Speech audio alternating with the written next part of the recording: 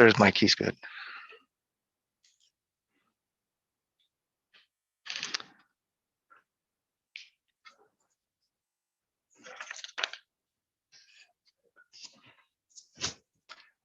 Right, we good?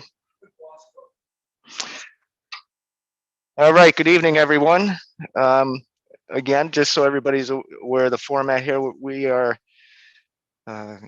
going to do our work session first. We'll review the agenda for the May 5th board meeting.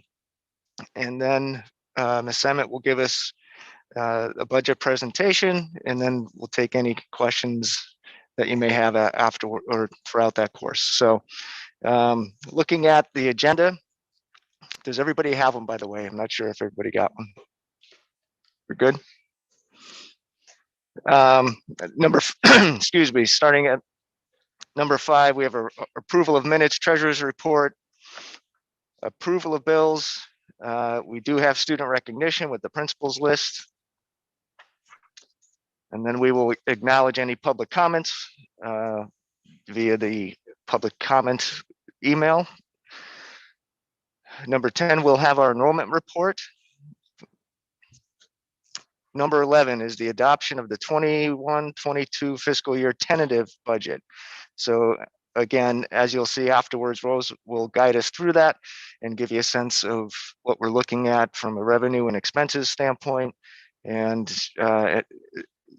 from a taxation standpoint as well. Number 12, we have the adoption of the 21-22 tax resolutions. Number 13, we're looking to do some construction projects out of our current balance that we have. We have a few items that Rose will also discuss in the budget presentation, but we met with the Buildings and Grounds Committee last evening just to go over a few things, get a time frame for what we're looking at in terms of spending over the next couple of years, 2 to 3 years, and then a few immediate needs that we need to do throughout the district. So we'll touch base on that, as well as I'll send you some documentation to review over the next few weeks. So basically what we're looking at for this construction motion is just to get approval to utilize the funds that we already have taken out a loan for.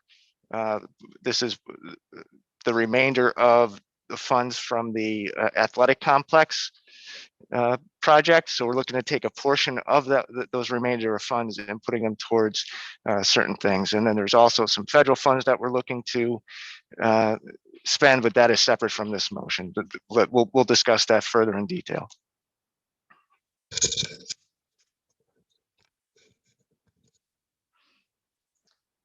Number 14 is the printing of tax duplicates. So we're looking to utilize government software services out of Honesdale to print the tax duplicates for next school year at a cost of 0.065 cents each. The occupation per capita duplicate in the sum of $9.50 each per duplicate bound. The total sum of that would be approximately 17 cents.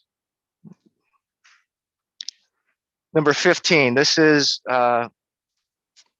for flexible instructional days. Looking at next year, as we have discussed, this year we implemented the alternative learning days, which was kind of like a trial run for the flexible instructional days. We have to have a board motion to move forward with that approval process. So basically, we took the framework for the alternative learning days.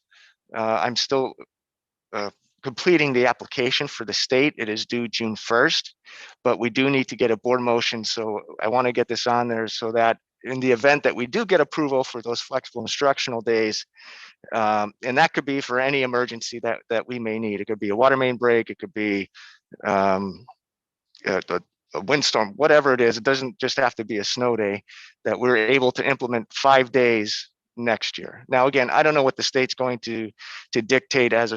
We may have another resolution able to be passed like we did this year, depending on where we're at with the COVID situation, fluctuating in and out. I don't know that, but this, at least if we have approval, we can utilize these regardless moving forward. I didn't put it out. Typically, we don't put it out just because we're not doing it all at once tonight. So then things may change. So I didn't want to put it up there. That's okay. So the flexible instruction days, are they going to be asynchronous, or are we going to actually have the teachers teaching when they're able to? Because I know that we had discussed this last time and you had said that they would be teaching when it was applicable, and they didn't at all this year. So is that going to be the same case next year? We're working towards that. We put in the application that the teachers, when available, may teach synchronously, but that is not going to be a mandate at this point. Just because in case of an emergent situation, if somebody loses power, for whatever reason that may occur, the asynchronous portion we need in there to make the day fit for attendance purposes for both students and teachers. I just don't feel, me personally, my two children benefited zero from the asynchronous days. They didn't engage. It was forcing them to be even doing the work. It was awful. I feel like they lost what was it, 5 days that we had? They lost 5 days, in my opinion, for my two kids. And I have to say, I felt the same way. I just felt like even at the last meeting, I know you're up against a battle. No, I'm on. No, Sorry, can you hear me? I can hear. And so I feel the same way with the asynchronous days, but I understand the position, but I'd like to see them not be. And like I would like that to be as emergency, what I mean? Well, absolutely. And at least let that be known that that's how we feel on that avenue.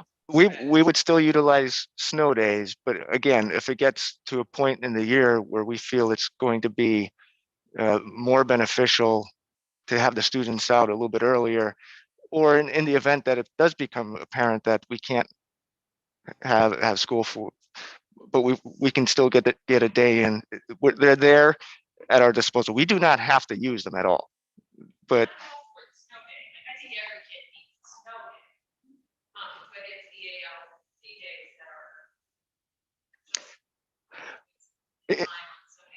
and again, the other part of that is, we're still negotiating a memorandum of understanding with the association, and if we're going to do that, we need that MOU to go through. So their big sticking point is asynchronous, to stick to it. We would like to incorporate more synchronous time.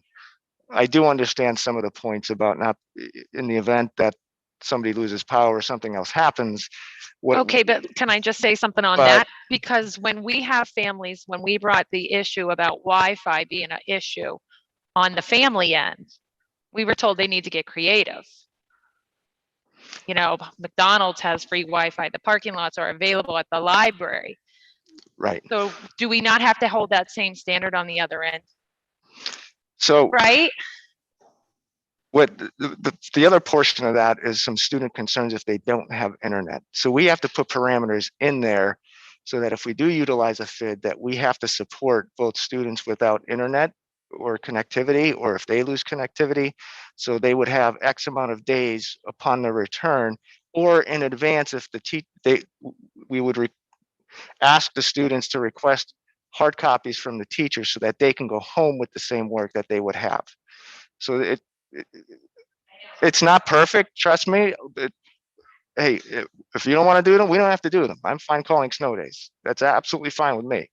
We're putting it in there in the event that there is an emergent situation, and if we have to go too deep into June because of weather or whatever it might be, we have the option, that flexibility to not do that.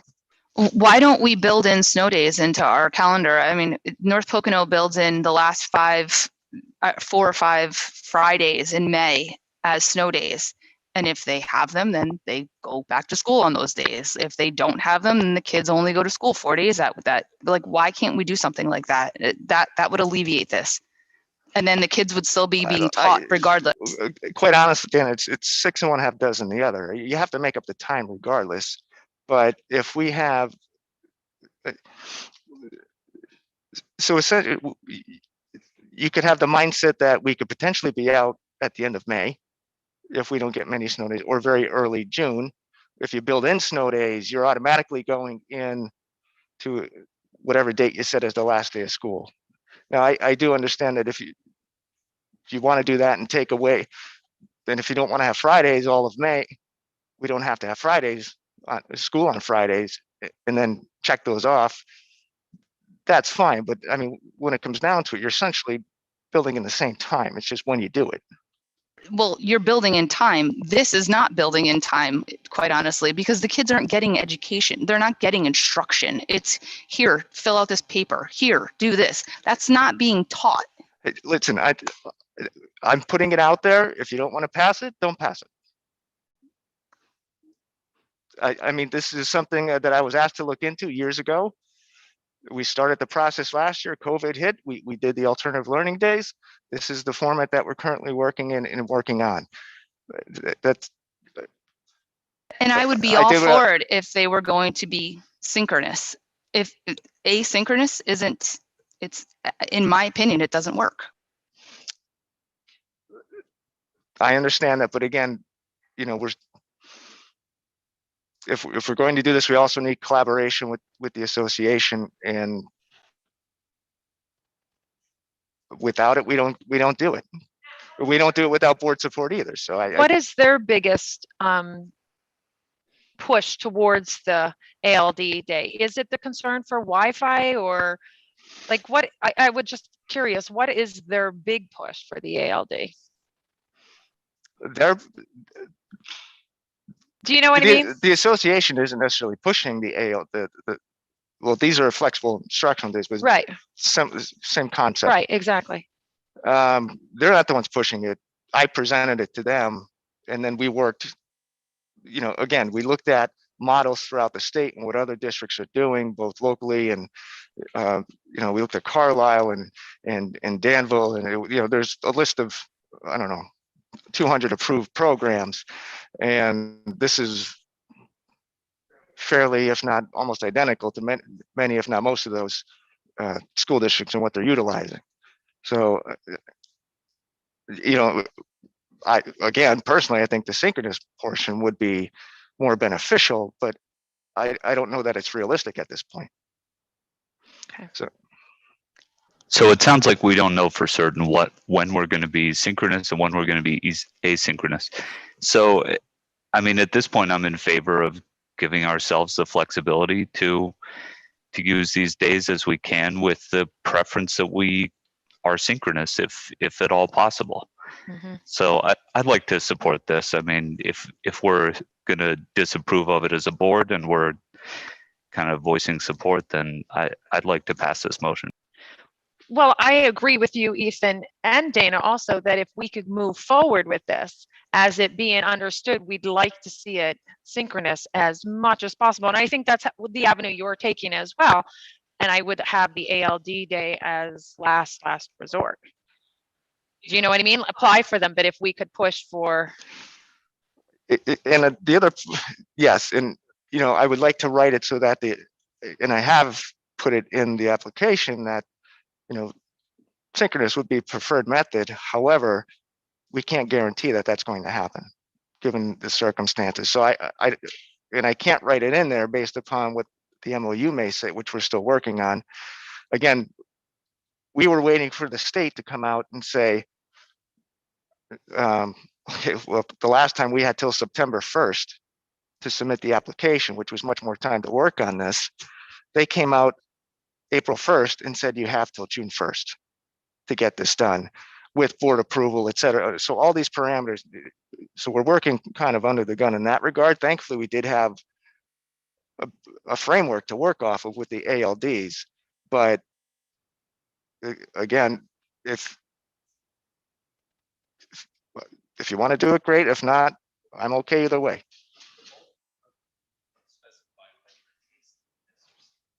Correct.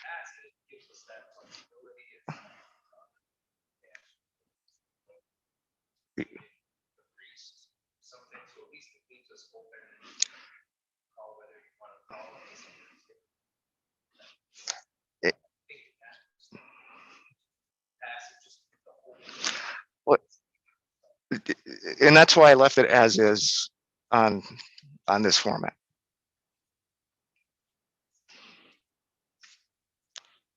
So leave this on as of now. Yes. Okay. Thank you.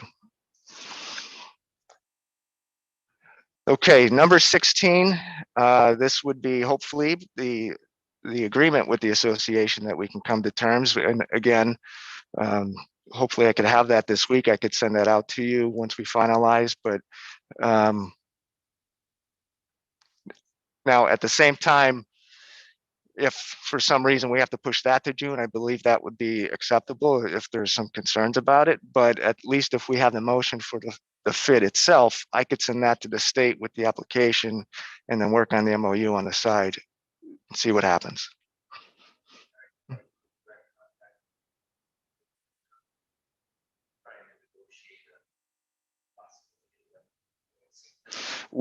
We've had the association president. Yes, yeah, and well, Cindy and I have met with the association on a few occasions to go over this and push towards it. So we do have a list of concerns that they've presented to us with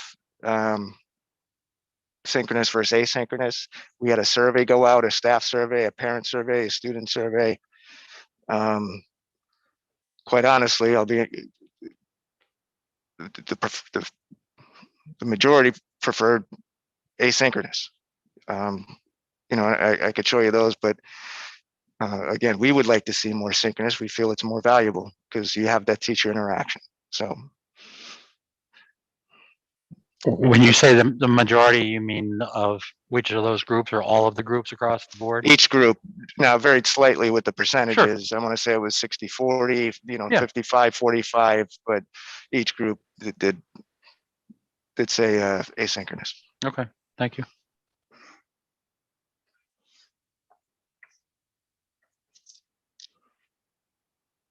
Number 17 is an MOU with the support staff, the custodial staff, for the situation we discussed with the vacation days and the vacation buyout. So again, we sent that back and forth. We had that legally reviewed. We have that ready to go. I just finalized, I believe, with Adam, the Support Staff Association, that we can get the copy out to you guys hopefully tomorrow. So again, we set up the 5 days buyout.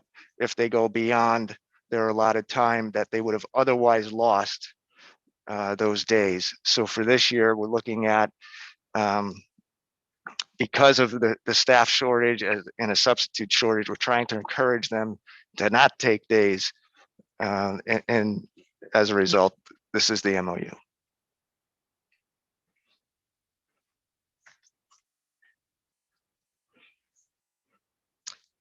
Number 18, we have the approval of the graduation list for the high school. Number 19 is we have to appoint a representative from the board to be the liaison for PSBA.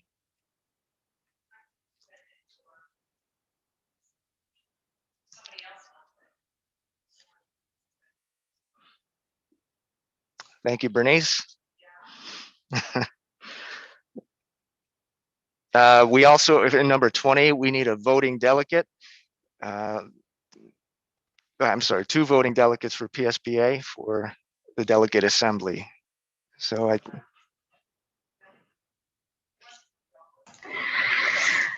no, currently we have Bernice and Rick in those positions, if you're willing to serve again.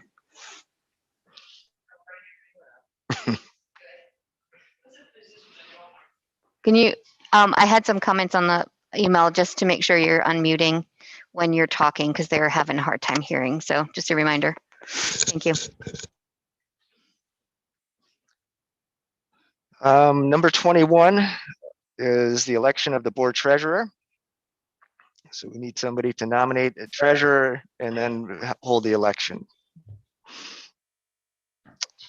Number 22 is the board treasurer's salary. Number 20, excuse me, number 23 is the bonding for the board treasurer at $25,000 at a cost of $250. Number 24, in the past that there have been some donations of said salary, if that is still applicable in this situation. Number 25 is the election of the board secretary. I am still willing to do that. Yes. This is a 4-year appointment. The board secretary is appointed every 4 years. So I am still willing to do it if you want me to. Thank you. Number 26 is the salary for the board secretary.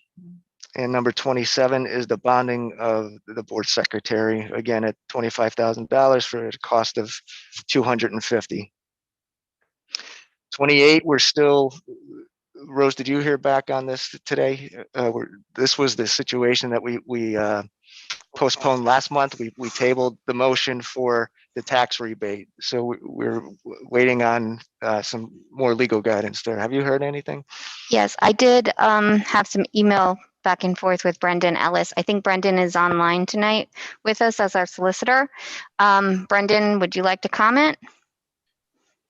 Yep, and I'm here. So I met with the tax assessment office and I met with the county solicitor about it, and I have all the filings that it led to. It was settled by a stipulation. Basically, the county solicitor took the lead, and they negotiate an assessment value from 2019 and 2020. My understanding is that assessment value is negotiated around what were comparable properties set out. So a little limitation of risk by doing it by agreement. Overall, I think it's something we're going to be having to do.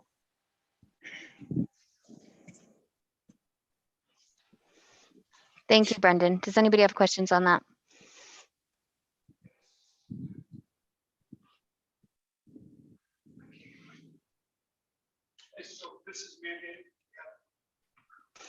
Yeah. Right.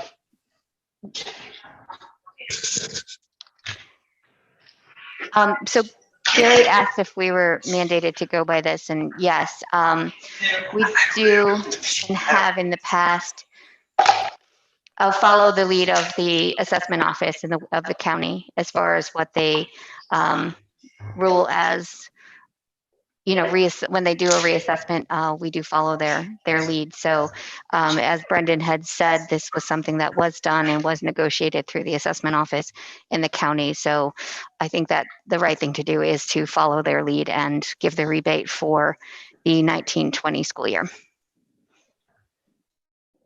And the county's reassessment that they're doing right now, that affects us generally in a positive fashion. It's been 20 years since they did it. Is that right? It should affect us in a positive fashion. I don't know the time frame for the turnaround on that, but that I was here when they did the last assessment. It might have been 2004, 2005. I'm not sure of the year. So it's been at least 15 years since they did the reassessment. So, but yeah, I know at the time it did. And there's some rebalancing that we need to do on our tax rates, our millage, once the the reassessments are done. Like we can't take a windfall and keep our current tax base or tax millage at the new reassessment. There's formulas that we follow that we have to rebalance and then prove that, you know, we didn't bury more than 10% of the old like dollar amounts coming in based on the new assessments that are going out. So there's a lot that happens when that reassessment goes through, but we'll continue to watch what the county does and, you know, work with them as that reassessment is done. Great, thank you.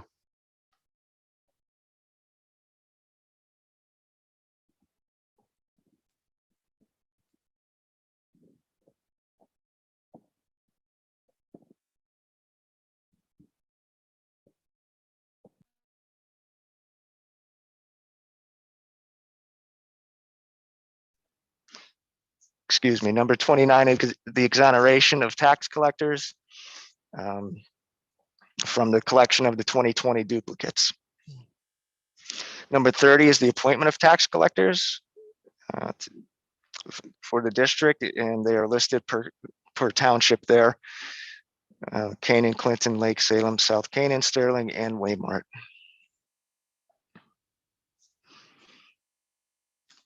Number 31 is the transportation contract for extracurricular activities with Jenkins and Caruth bus lines. The rate per mile is $3.58. Minimum mileage $95.55. Hourly rate of $12.70 per hour. This is a slight increase from last year, just over 1% there. Number 32, we have an approval of a driver for Cabbage. 33 is our appointment of special counsel. This is King, Spry, Herman, Frund, and Fall at a rate of 170 per hour for attorneys and 95 for paraprofessionals. And that cost is the same as last school year. Number 34 is the appointment of the district solicitor, and that is through Mayor Ellis Law, and the retainer fee of $750 with an hourly rate of $150 for next school year. Number 35 is the appointment of the district auditor. Again, we're looking to go with Brian Kelly, CPA and Associates for the firm, and we're still waiting on the cost for that, correct, Rose? That hasn't come in yet. Right? Yes, we are still waiting.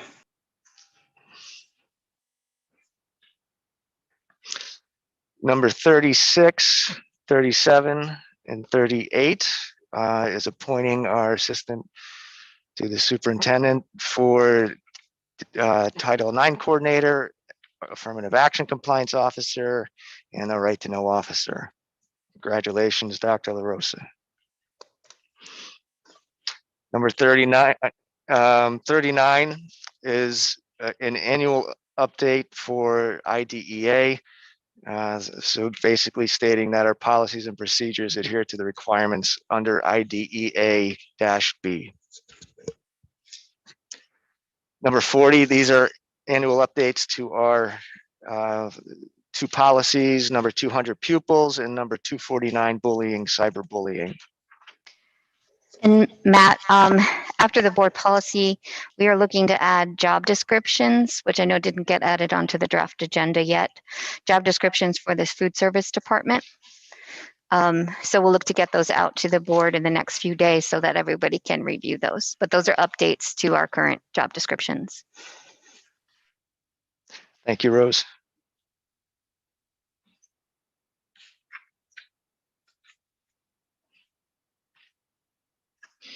Okay. Okay, moving on to 41. This is a contract with Blackboard Connect. This is the company that in the program that we send our mass communication out. So the phone calls, the texts, the emails, etc., that goes out to families and staff. This is the group we've been using the last several years. And again, just making sure we get the actual cost there. We're still waiting on that contract to come in. Number 42 is our agreement with Wayne Memorial Community Health Centers to have a doctor review IEPs of students who are eligible for medical access at a cost of $15 for IEP for next school year. 43 is for Carol Leinert to review IEPs for students eligible for medical access at a cost of I believe it's $10 an hour, which has been the cost the last several years. Correct. Sorry, that's not in there.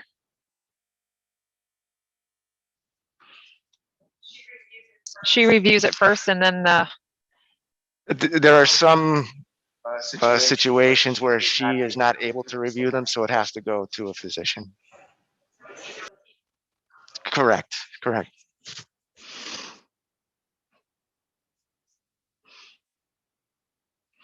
Number 44 is an agreement for ESY for this coming summer. This is for our early intervention program to appoint Mary Cardinal, teacher of visually impaired, at the rate of 125 per hour based upon the student's IEP and services needed as a result. Number 45, we're looking at potentially some substitutes. Hopefully we'll get some on there.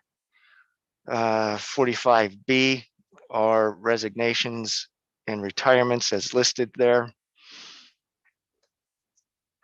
We're looking at 4 potential retirements or resignations.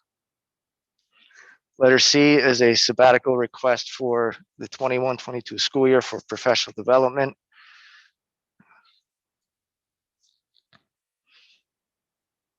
Letter D is our annual letters of assurance for our 10-month employees.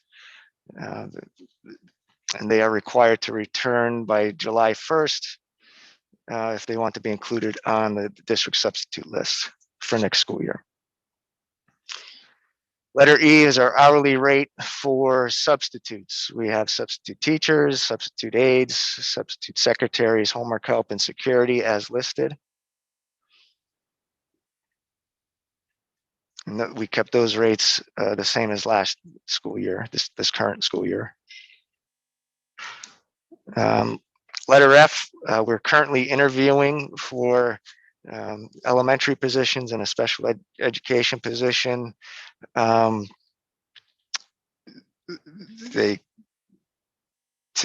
Today and yesterday, they did approximately 20 interviews there. So we're looking, hopefully, depending on how those go, how those went today, if they need a second round or third round, you know, they're reviewing that, and we're hoping to have some recommendations for you by the board meeting. We can have an executive session if you would like to meet those candidates prior to the actual vote. Okay.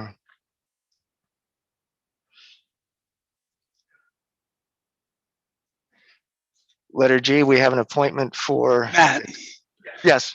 you mean sometime next week you're going to tell us who we're voting on, then we're expected to vote on the 5th? I mean, typically that's how we've done it. Is there something else you'd like to see, Gary? I just don't that much on it, but we'll see. I can always vote no.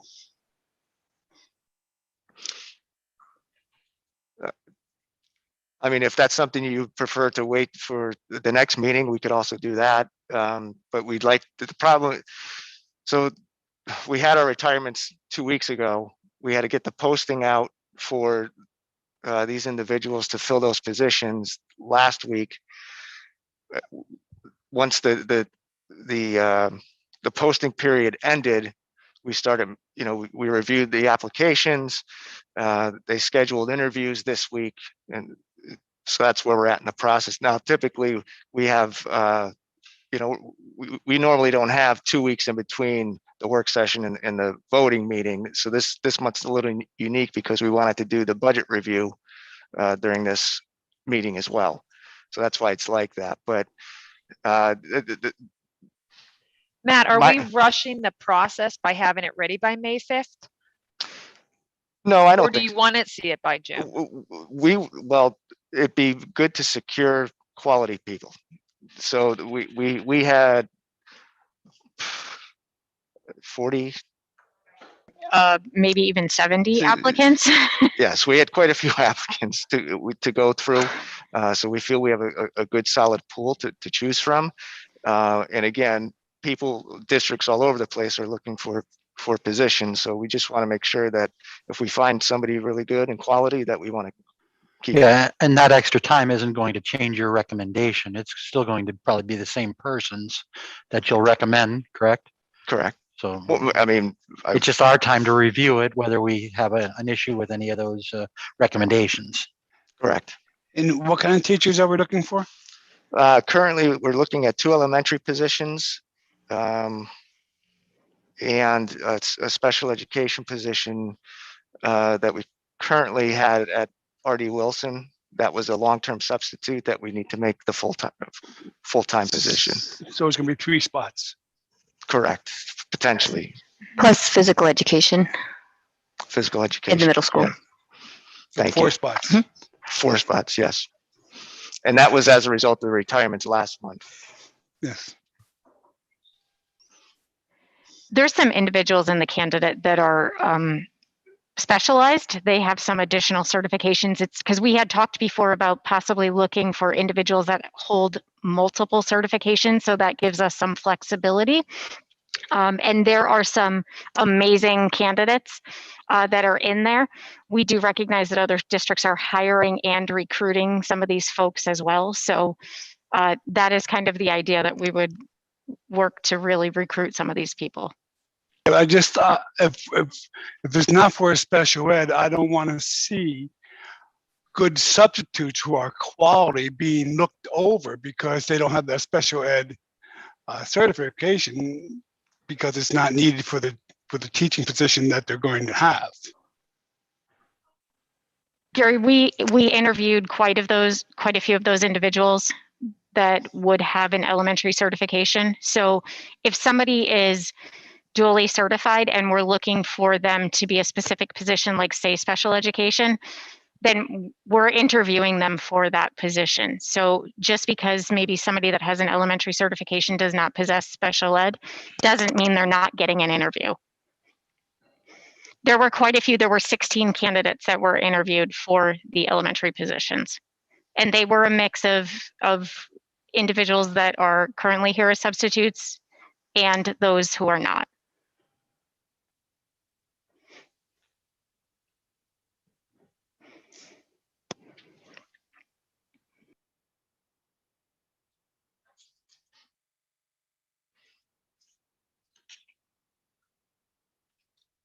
Okay, letter G is the extended school year appointment for ESY teacher. Letter H is the appointment of a district dentist, Dr. Kathy Salick, and who will perform dental screenings for our students here. Letter I is district physician. We're looking at Dr. Morrow to be the physician for next school year, to provide physicals for our students, as well as to cover home football games.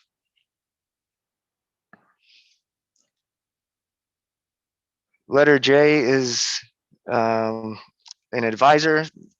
We had a big list of advisors last month. We may have a couple more come in.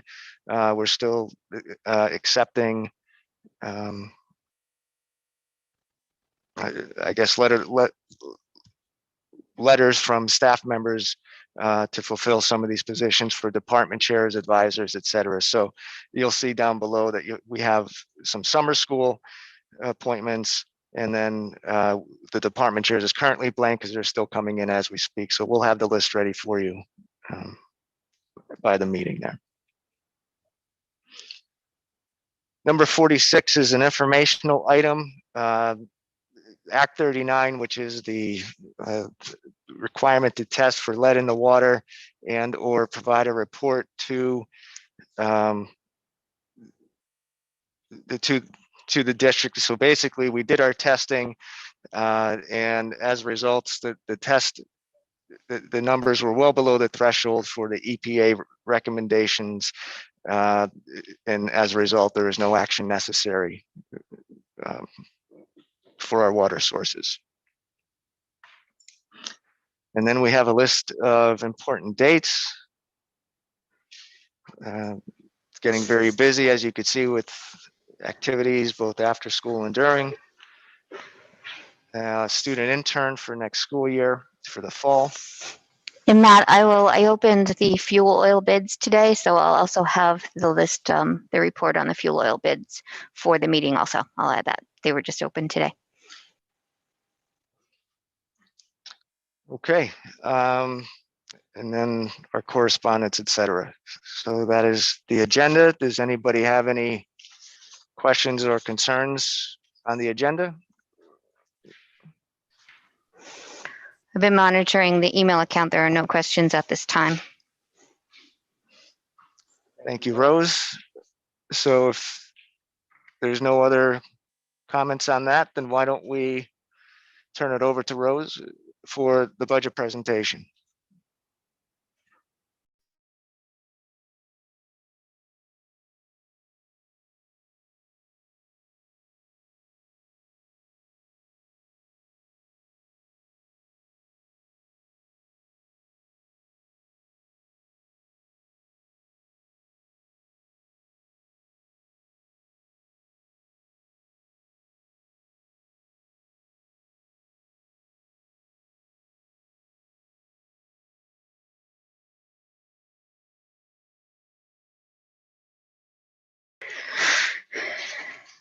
Okay, everybody should have a copy of the budget presentation, and I also have the screens, the slides up on the screen for you to see if they're a little bit bigger than what's on your paper copy. This is a budget preview for the 21-22 school year, and it contains,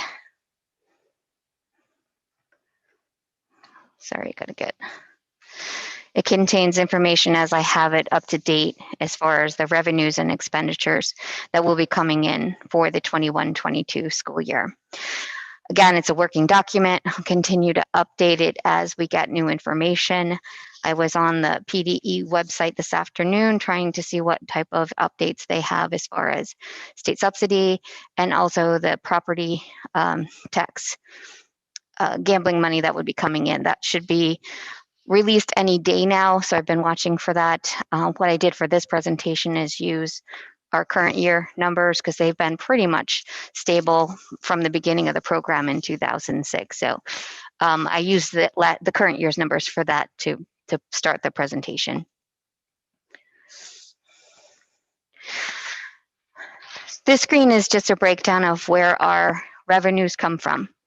We have just under 62% of our revenues come from local sources, which include our tax base, our real estate transfer tax. It also includes federal money, such as IDEA, that's passed through the local intermediate unit. So that is, although it's federal money, it is considered local source because it passes through our IU. Our state is 36%, and that includes our state subsidies and our reimbursements for Social Security and retirement.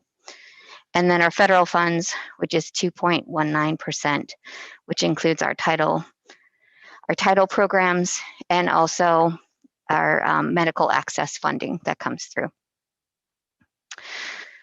This is another slide on the revenue. These are the estimated revenue amounts for the 21-22 school year based on what we have. So 28.9 million of local funding, 16.9 million of state funding, and just over 1 million in federal funding for a total of 46,879,000.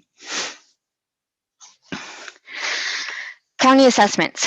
So our full market value as of 2019, which is the most current dollar values that we have, is 1,737,873,000. And our assessed value as per the county on for April of 21 is 1,633,784,000.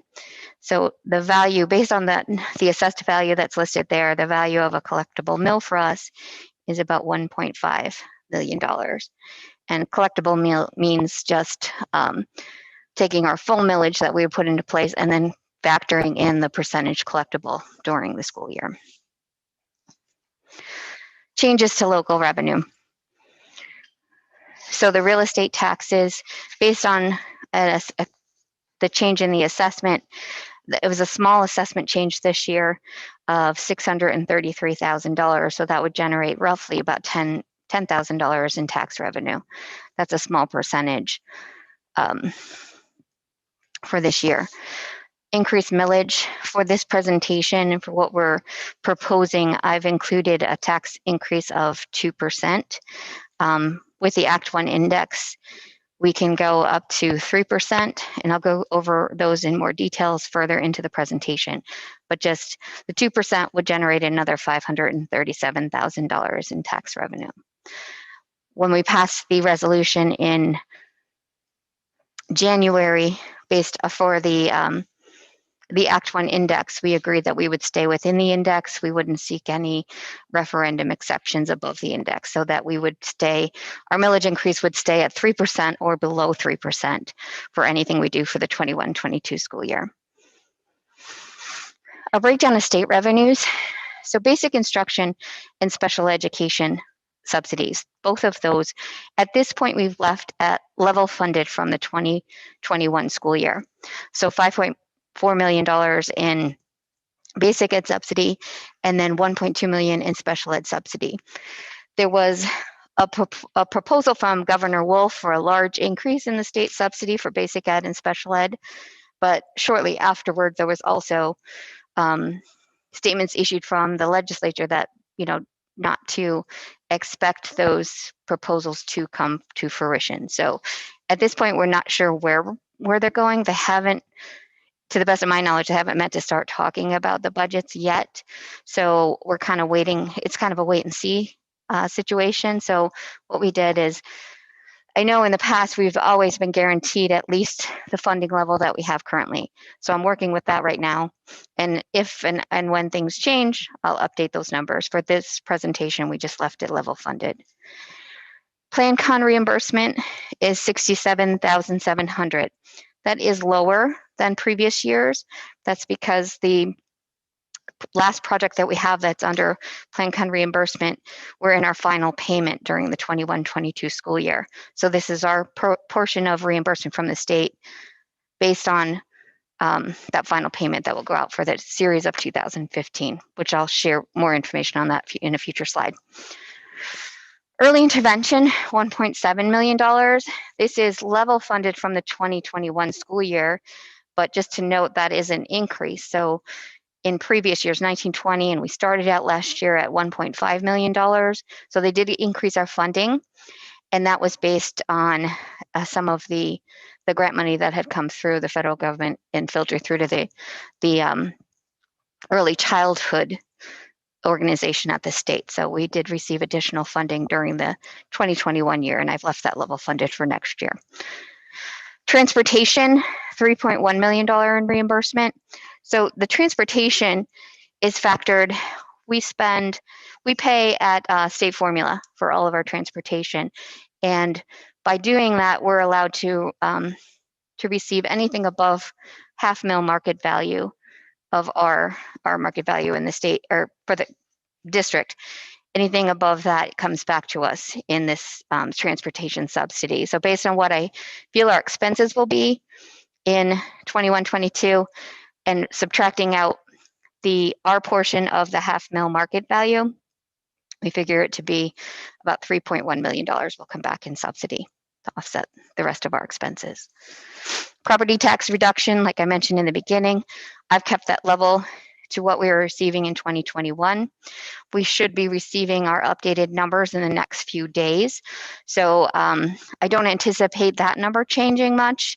It has been right around 876,900 and something over the last several years, probably 6-7 years. So I don't expect that to change too much. So we'll go with that number for now. Social Security and retirement, those subsidies are based on what our salaries are and what we anticipate salaries going out. So those are the percentages that would be returned to us from the state. And then Ready to Learn block grant, we anticipate receiving that funding again, and that totals about $239,000. That is used to offset our full day kindergarten program. So we use that towards the salaries and benefits we pay out for the full day kindergarten program. It's one grant that we were allowed to maintain a certain program and not have to put in a new program to receive that funding. So our total in state funding is about $16.9 million. It's those items listed above, plus a few additional like small miscellaneous grants and subsidies that we receive. Federal revenue. Final allocations are not determined yet for federal for next year, but I did it based on what we are receiving during the 2021 year. So medical access reimbursement is $416,000, and that includes school age medical access and early intervention medical access. It's the combination of those two programs. Federal program funding will be about $609,000. That's an increase from what we had budgeted for this year, but it is close to what we're receiving right now. So Title I program is at roughly $500,000. Title IIA is at $77,000, and then Title IV another $32,000.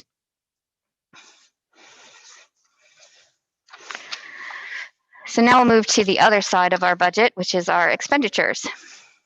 So to break out our expenditures, one way is to break it up: instruction, support services, student and community services, and then debt service.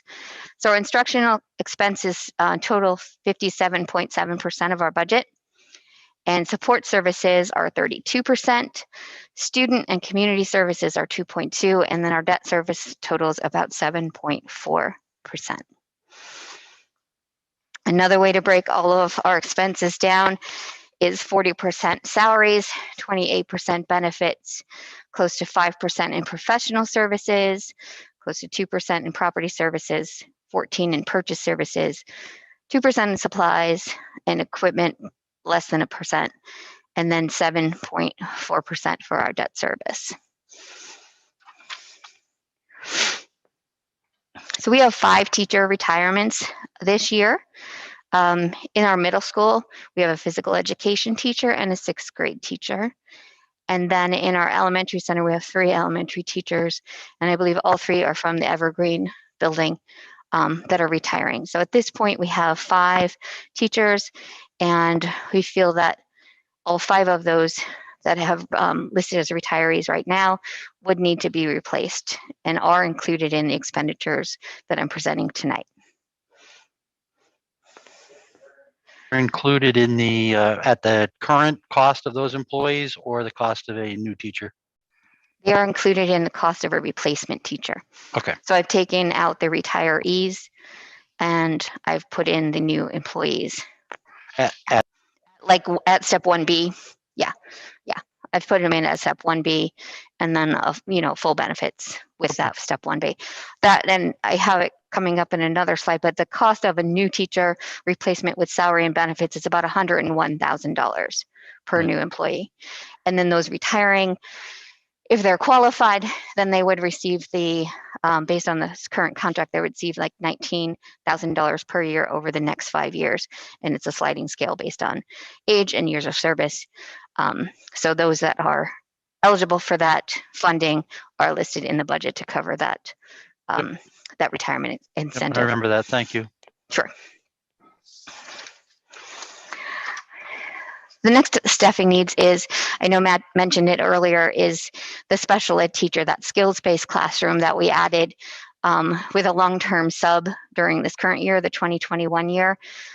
We did service, I think, up to 14 students during this current year, and it looks like there'll be 12 that will be serviced. In talking with Jen DeNike, there'll be 12 students that would be serviced in that classroom going forward for next year. So we are recommending that we do add the skill-based classroom teacher as a permanent piece for this year. And that is included in the budget that we're presenting tonight.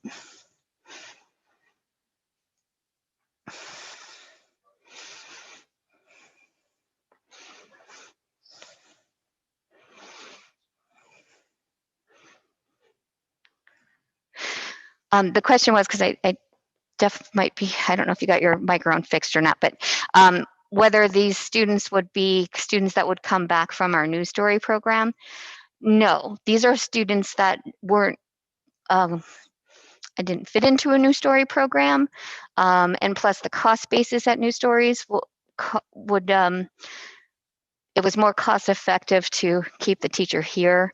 And I listed on this screen towards the bottom, between $35,000 and $90,000 per student if we were to place all of those students out. So if you look at those 12 students and place them out, the cost to do that would be, 3-4 times what it would cost to have that teacher here with salary and benefits. So these are students. We do still have students at New Story. There are some that are there, but these aren't currently at New Story. They're ones that are here in that program this year.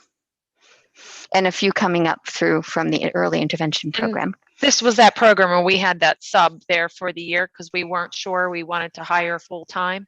So that's really that position that's going to be taken. Am I correct? Yes. Okay. Yes, you are correct. With that position, then, is there a way we can pull those students who are currently at New Story back to the district then? That are currently there? Is there? In-house rather than having to send a new story. There are some that still have very specific needs that are not That don't. You're muted. Yeah. These are students that do not fall into. They have needs that are beyond what this teacher can work with. Is that what I'm hearing? Okay. Yeah. Okay, I got you. That and beyond the age level, some of the new story students are beyond that 5th grade level that this classroom would hold. Okay, thank you. Just real quick question. How many students can be in that classroom? Can that one teacher take up to 15, or what is it about? Does anybody know?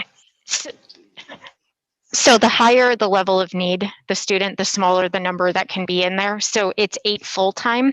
Typically our students in that room full time. So what I mean by that is they go out with their peers for lunch, they go out for recess, for music, for art, for PE. So that's why when we're talking about 12 or 14 students, those students aren't in there full time. But this classroom will be opened full. There is a need for those kiddos to be in there. It's going to open full. If there was ever the availability for a space, as we move forward, Ms. Denike may, identify that as a consortium classroom, so we could talk to Wallenpaupack Peck and Wayne Highlands and have the opportunity to place another student outside the district in there if need be.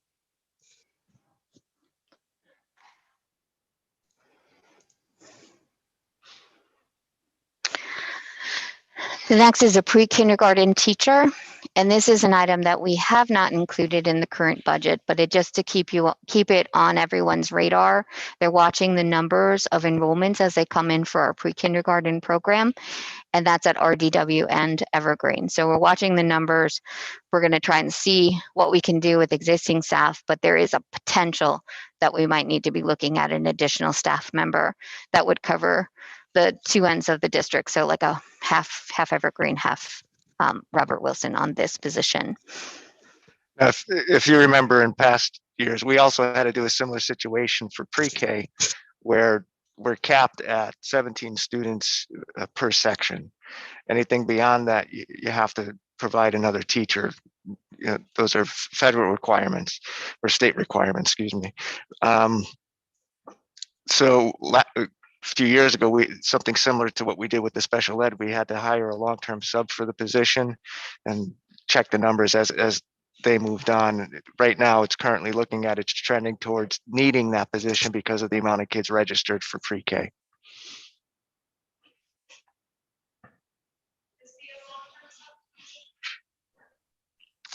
We could look at the potential, but looking at numbers moving forward, Sure. we'll have to make that determination.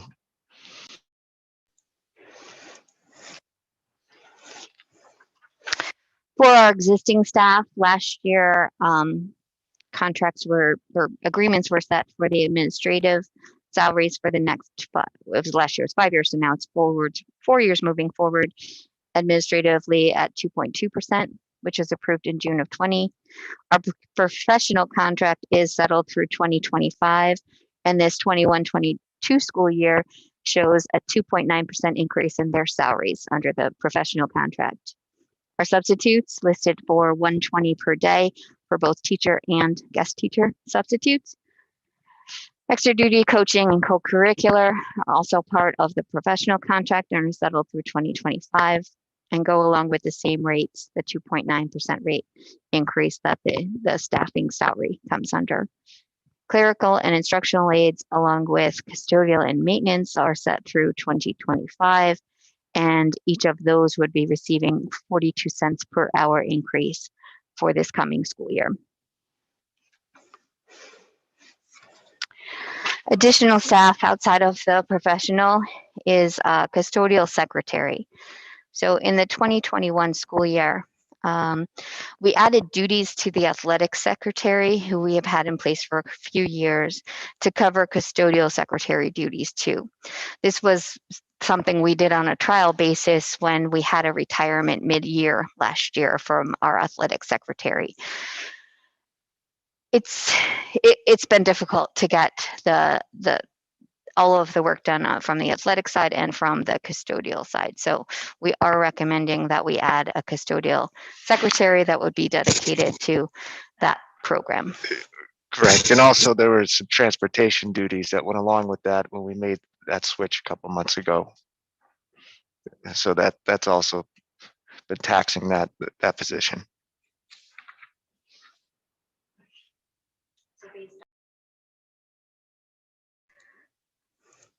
So based on an average of our starting rate for a secretary, the cost for that with salary and benefits will be roughly $53,000.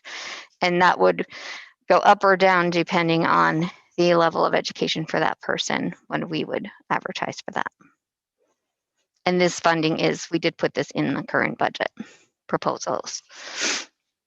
For benefits, for all the salaries for our individuals who work here, health insurance, our PPO rates, we got some good news during the month of April that there will not be an increase in our rates for our PPO. So it will be 0% increase, which is what we had during the 2021 school year also. So we spent about $4.9 million on health insurance. And this expense includes a $70,000 decrease from retirees as they age out. So our older professional contract included health care for retirees to the age of 65. But that is not included in the current contract that we have. So as the existing retirees that were on our healthcare, as they age out to 65, those expenses start, decreasing. And we've seen that decrease over the years. I think when we signed on for the new contract, that budget for healthcare for retirees was close to $1 million. And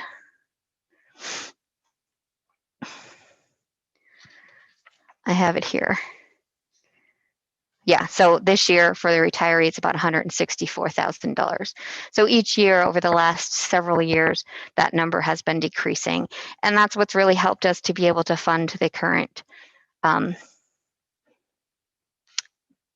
proposals under the current contracts for the professionals. So the offset of those numbers coming down, and then the raises that we've given throughout the contract have kind of been offset by those numbers coming down. And those are things we factored in when we were looking at the contracts.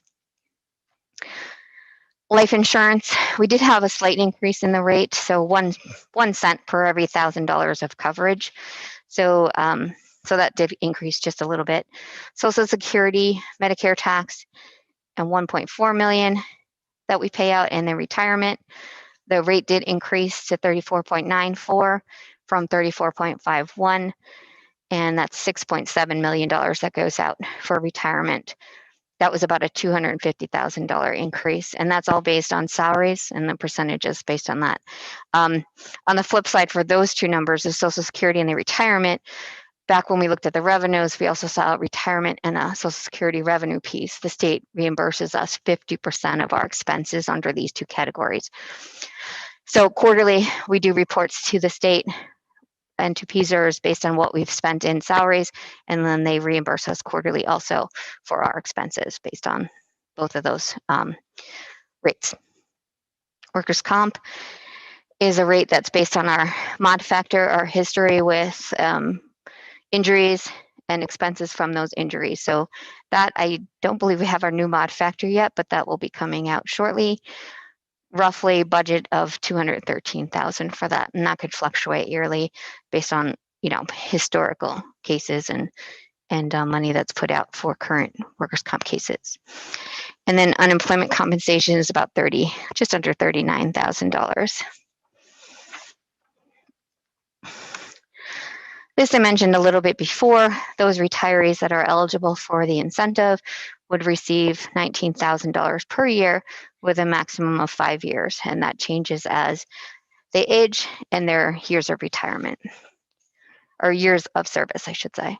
And then the healthcare cost, because of those aging out from previous contracts, that did decrease our healthcare cost by about $70,000. Charter schools. This is an expensive one, and we're estimating, and what we have right now out in outside charter schools is about 90 students. We have 65 under regular ed and about 25 under special ed. And those expenses factored in, with an increase for next year, budget of about $2.3 million. Our current budget for that is around 1.5. So that's an increase of $745,000.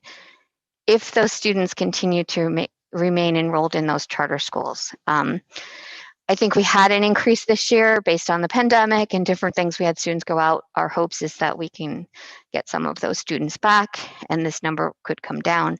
But based on what's out there now and who's enrolled, and I went through this several times just to make sure I'm not, mistaken about enrollments, because that's a big fact. That's a big jump in budget. But based on what we have out there now, that's what's needed to cover that expense for next year. So, excuse me, then Rose, with that rising cost there, and mentioning about trying to get some of them back, is the school district thinking of an action plan to try to pull some of those students back into the district, or we already have the wheels turning in that?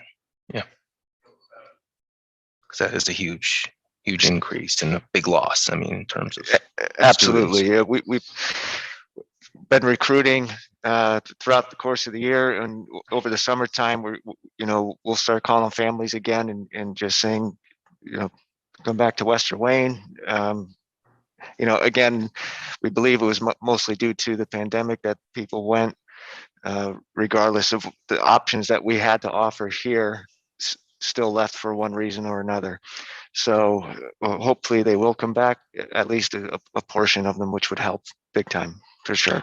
Yeah, it'd be good to know why they left, and maybe it's something that we can try to fix if there's a policy or something that we've dropped the ball with that maybe we can fix to pull them back to change administratively. I think there were some, at least some from what I have heard, even though we offered we have our virtual academy and we did our synchronous Google Classrooms, some people just felt more comfortable with the cyber school itself, that cyber school setting. I guess it was a matter of trust at the time, I guess. Well, Matt, I think also it was because I know at the beginning they wanted their position, and I think they were fearful that if we did go all virtual, they wouldn't have that spot. You know what I mean? Because they were just blowing out at the very beginning of this. So I'm not sure it was a trust issue as opposed to at the beginning that they wanted to make sure they held a spot if we were unsure what we were doing. And I hope that is a large portion of it. And, I know it needs some tweaking, our virtual and all of that. And if we can look into that, I think that's great. But yeah, and actually, and early on when we did start calling those families back, we did recoup quite a bit of them. I mean, our staff did a great job. There were just some that they said, no, we're sticking with it at this point. Yeah, it could be the stability of charter school. They know they're set. Where here we're getting bounced back and forth. So that, yeah. So and that's probably what it would be. And hopefully it will be more stable next school year that could for sure. Yeah, absolutely.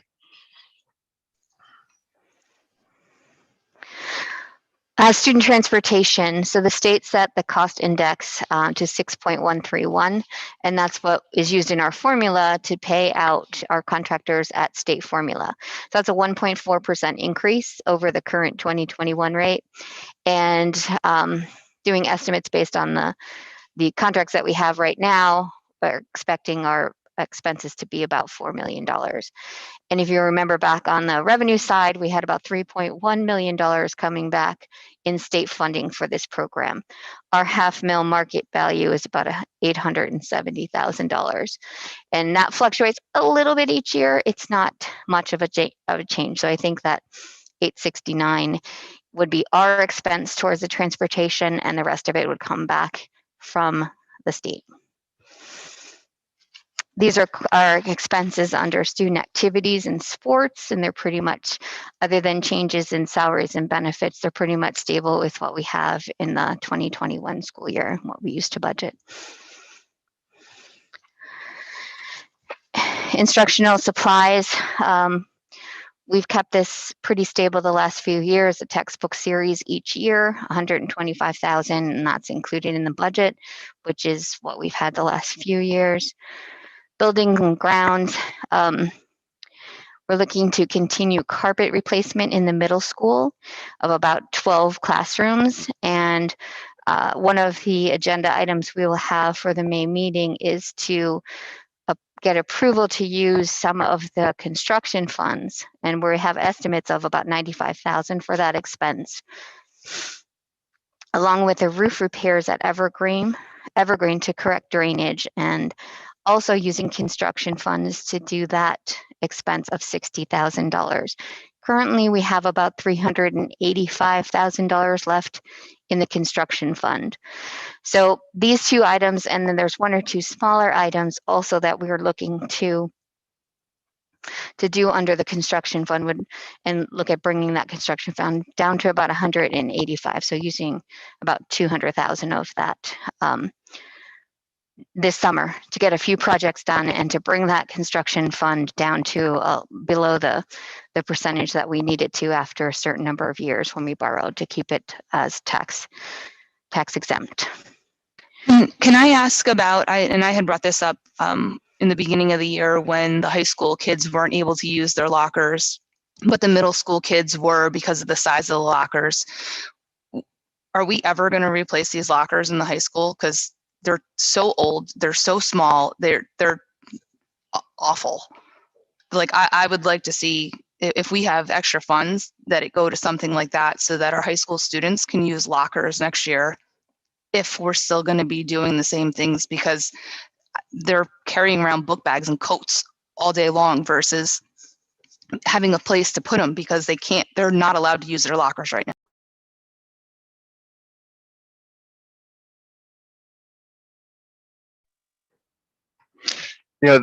That is something that we're considering for sure. But currently, we're looking at some more building envelope concerns with the doors for classrooms that are original to the building, that are a safety priority, as well as the exterior doors at the high school, especially the ones, these old steel ones that slam and you can't find parts for them. And so we're looking at those first, and as well as some windows here at the high school, some doors at RD Wilson.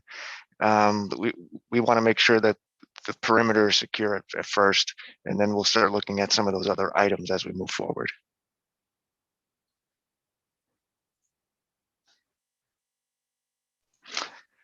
As we continue, go ahead. Yep. As we continue into the presentation, we also have some federal funding that we're going to talk about, and we can always look to see if some of those funds, after we do the outside, safety perimeters and things that we're going to talk about, that maybe that locker replacement would be something that we could do through that too. So we'll definitely look into that. I just had a question also. Is there a way to hold off on the textbook series since we're using computers so much more? And the only reason I say that is those great textbooks that I think the middle school got, I don't know what they were. They're phenomenal. They're brand new, but they have sat in a cubby at my house and never been opened yet because we are using the computers so much. Is that a possibility? I think what we've done, as we're replacing the textbooks, we've also been incorporating the online piece of it. Yeah, so I think we would try to continue to do that and move more towards, now that we have the one-on-one initiative with all of the students having computers, move towards, and maybe the label is wrong, textbook series, but maybe curriculum, so that, we still may have the expense, but put more of it towards the computer and the online piece of that, rather than an actual physical book, where we can do that potentially. Yeah.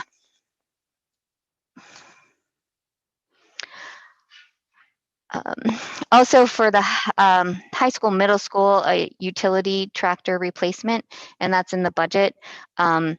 We've tried over the last few years, we built in a dollar amount to replace vehicles for the district. And, we're pretty up to date with most of our trucks, our vehicles for right now. So we want to now this year use the funding that we have in place to purchase an updated utility tractor for the high school, middle school complex. It'd be a tractor that would do mowing, and it would do snow plow and different types of things. I know that Mr. Dunda had talked about that with the building and grounds people to give them a little bit more of an idea. And we're looking somewhere around $44,000 total cost with that.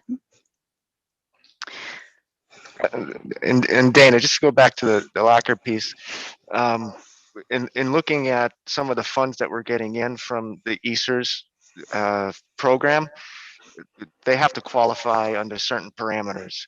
So we're able to fit some of these projects into those as a result. Again, if it's ventilation, again, we could cover some of those window costs under ventilation. Safety is one. Remediation, we have to spend up to like 20% on instructional resources and remediation for students. So those are kind of driving what we're going to focus spending on for the next, well, for this year and the next year or two, for sure. Fuel oil bids were open today and are under review right now. So they're pretty much where we're at currently with fuel oil. So I don't expect that budget line item to change much from where it is currently. The only piece that will change is that during this school year, the RDW building switched from fuel oil over to natural gas. So that budget is decreasing about $16,000. With the difference, we've been monitoring the amount of natural gas used and the price of that compared to previous years and the fuel oil for that building. So I was able to decrease that by about $16,000 for next year.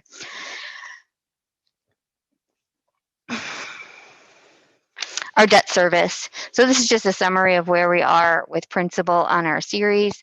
The series of 2015, which is the last of the Plan Con reimbursable projects. We have a final payment of $420,000 that will go out during the 21-22 school year. And then series of 2016 and 19, they will be paid off between 2022 and 2027.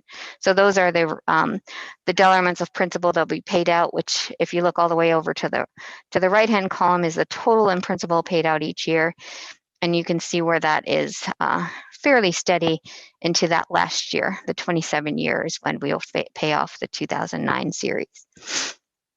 Rose, did we ever receive that $450,000 that we were trying to get years ago? Was it the Plan Con? What was that called? Yeah. It was about 250, and we're still sending documentation. As of this past week, I sent 4 zip files of documents again to the state. So no,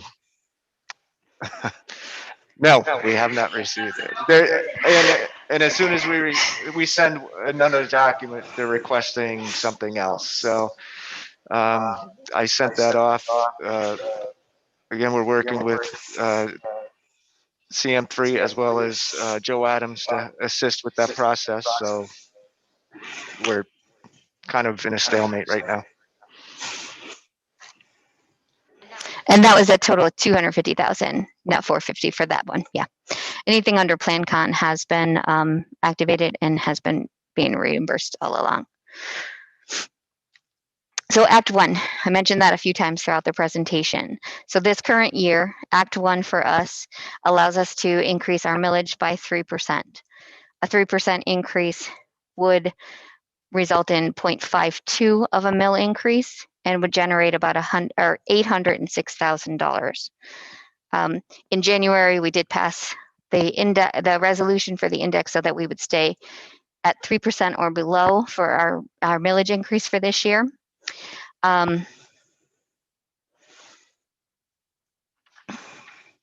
So we'll look at those numbers, but I'm not recommending that we go to the full index of 3%. I am actually, this is the numbers that, just what I just talked about. Our current millage is 17.3366. If we were to go to that 3%, which we're not recommending at this time, it would be an increase of 0.52 of a mil to 17.8567. And if we did that, we'd increase our revenue under millage for about $806,000. Another option here would be 2%. And this is the number that I used for the current budget and the figures that we're looking at. So taking 17.3366 current millage, adding 17.3467 and to come up with 17.6833. That would generate about $537,000, which is 2% in what we used. And if we're looking at assessment wise, so if you had a property assessed at $100,000, which is a little bit less than what our average median assessed value is, there's about a $34 increase in taxes for that. Fund balance summary. So at the end of the 1920 school year, we ended up with $11,855,000. We committed a little over $1 million of that towards future retirement and healthcare incentives payable. We assigned $7.6 million of that for future healthcare costs, PSERS retirement increases, and some future capital projects, and then had an unassigned fund balance of $2.1 million, which is about 7% of our fund balance. We need to have an unassigned fund balance of 8% or less to be in compliance with the state regulations. Mm-hmm. Unassigned fund balance of last year.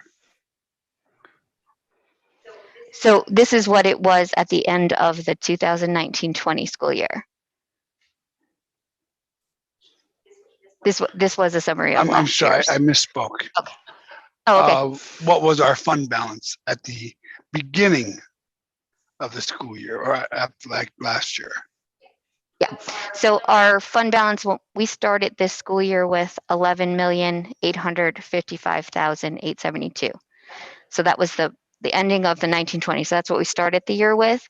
And then during our current year budget, the 2021, we estimated that we would use about 1.3 million of that during this school year. And I don't think we're going to use 1.3 million of that during this current school year. I think we're going to use a little bit of it, but I don't think we're going to go to that 1.3, because if you recall last year when we started doing the budget process, we were full on into the pandemic and the closure, and we really didn't know, how things were going to come in, how tax payments were going to come in, what real estate transfer tax was going to look like. We were unsure of a lot of things last year. And fortunately for us, our tax payments, our regular tax payments have come in pretty much on schedule had they had other years. So that was a good thing. We didn't see a dip in that. And our real estate transfer tax, which, across the state, they were saying, reduce that budget, nothing's going to sell, nothing's going to go. So we actually reduced from the 1920 to the 2021 year. We reduced our budget from $350,000 to about $325,000. I'm already over $700,000 in that revenue source for this coming year. The problem right now is, where is it going to go next year? Is it going to continue to be that high? Is it not going to continue? Is it going to be some point where it's going to drop off? So what I did in this presentation, and if you look at the individual detail sheets that I provided for each of you, you will see that I have a line item there of about $500,000 for the real estate transfer tax. I kind of went middle of the road, not really knowing, when is this big dollar amount coming in? When's it going to end? When's it going to stop? And I don't know if you guys have any idea of when that's going to happen. Please, fill me in, but I don't know when that's going to change. So I kind of tried to go middle of the road. Definitely went up from where we are in this current budget, but I didn't want to go up over that 700,000, not knowing what next year's going to look like.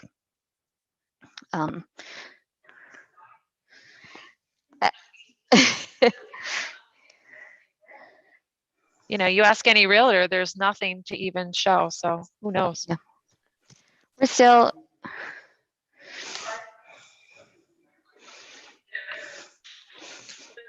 Right now, they're selling the lots in the hideout, and they're just improving on those. So that's going to be an increase as well. Yeah,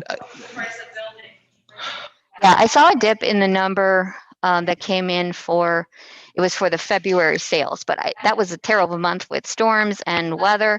And I think I thought possibly we would start seeing a reduction in that, but then I got our March numbers, and our March numbers are back up to where, the previous months had been. So I think we'll continue to grow a little bit through the remainder of this year. And then hopefully we'll continue to grow into next year. But I kind of did go middle of the road with that for the budget presentation, you know, and I'll watch the next 2 months as they come in and we'll see, you know, how that is. If I can make an adjustment on that, I will again, but to start off, we did kind of in the middle. Rose, if you don't mind, maybe to answer your question, Gary, I pulled up the 2018-19 audit numbers, and the unassigned that year was 3.3 million. So then the following year, which would be our last audit year, was 2.1. So that was a 1.1 dip in our unassigned from the latest audited year that we have. Thanks, Jeff. I appreciate that.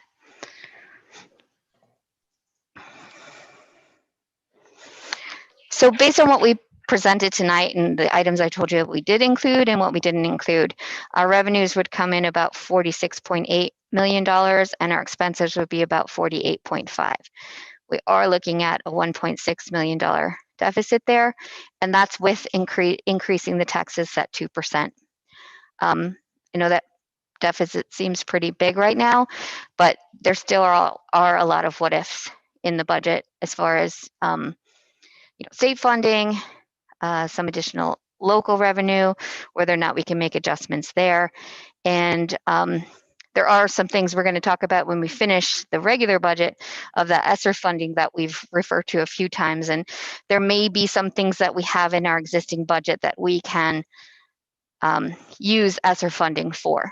And it's things we're still working through the guidelines. We're waiting for final guidelines to come out on the ESSER 3 funds, which is the third phase of the program. So as those things come through and anything that we can pay for out of our existing budget with that money that falls under the guidelines and doesn't get us into trouble as far as when this money ends, like the ESSER money that's coming through, that will end in September of 2024. So we have to be very careful that we spend it on what we need, that we use it all, because it's a great funding source for us to try to do a lot of things that we need to do, try to put a lot of interventions in for the students, but it's also something that's going to end. So we don't want to get ourselves in trouble in the 24-25 school year budget and not have the funds to continue the programs that we're trying to put in place. So those are things that are very important and very much on our radar that we're trying to make sure that we work through, that we have, you know, spend it, do the right thing for everybody and all the students and get what we can, but also not overtax ourselves so that, you know, what our state organization calls the financial cliff, that we don't fall off of it at the end of the 23-24 school year. So we're working towards some of that now.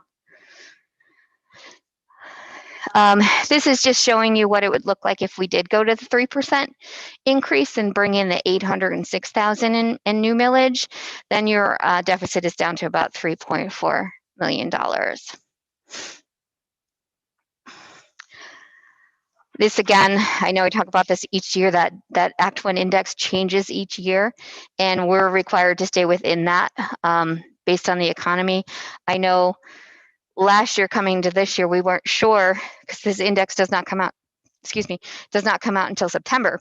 So going into the 2021 year, we weren't sure where that index was going to be based on everything that was happening with the pandemic. So, you know, we were fortunate that that index was at 3%, but it could dip lower in future years. So we want to make sure that we keep an eye on that and keep that in mind as we continue and try to figure out what we're going to do going forward. We are still waiting for the state to put out the numbers for the gambling dollars. In this budget, I did use the $876,995, which is what we have in this current 2021 school year. I don't expect it to be much different than that. So based on that number, the eligible properties in Western Wayne last year saw a $214 decrease in their taxes for homestead, farmstead eligible properties.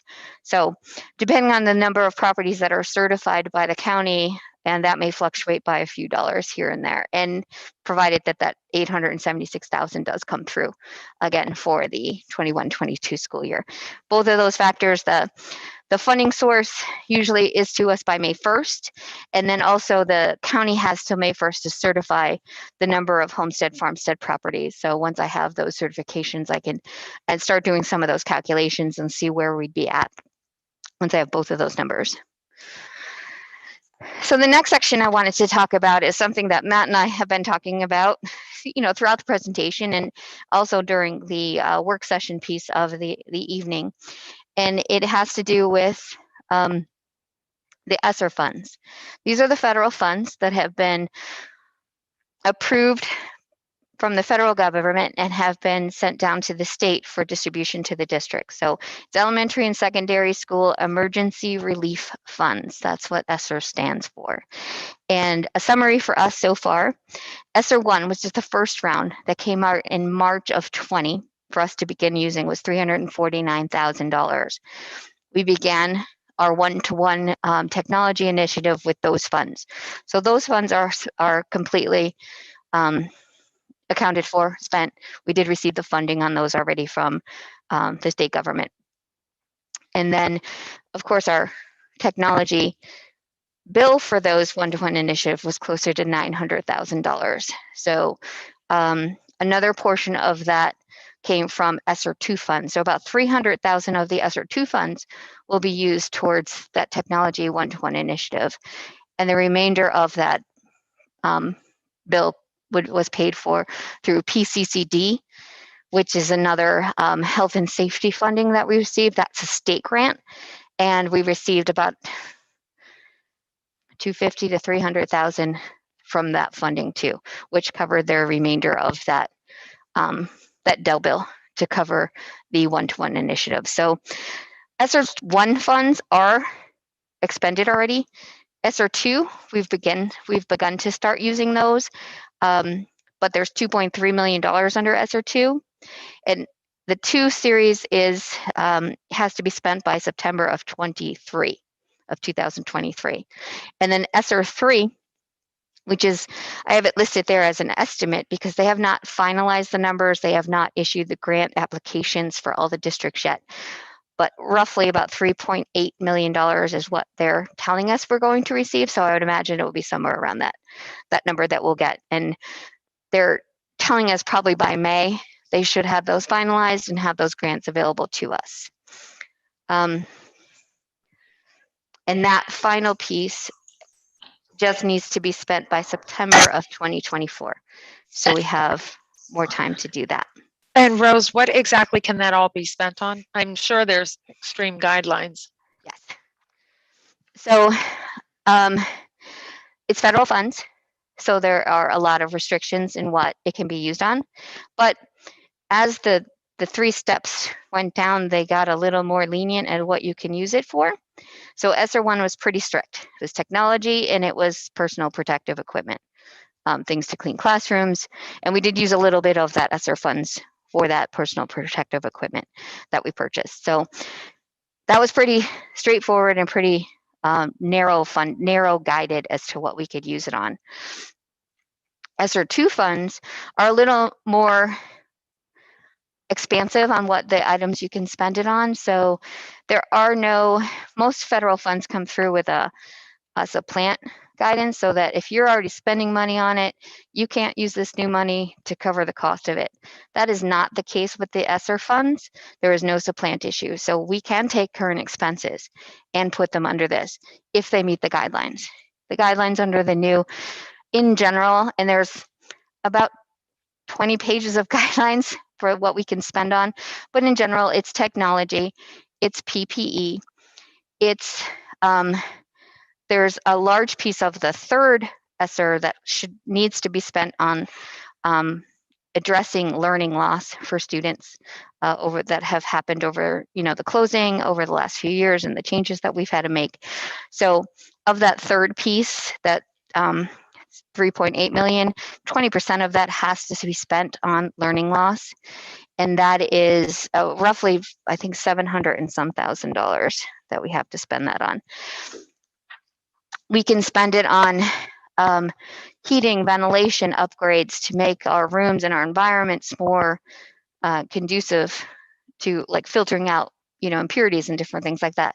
We can use it for safety items. So, things that we were looking at addressing as far as door replacements and roof repairs and things like that can be done out of this type of grant. There's a lot of guidelines under IDEA, which is special ed regulations. Any guidelines under IDEA can be used out of this funding. And also a lot of regular ed programming can also be spent with these funds.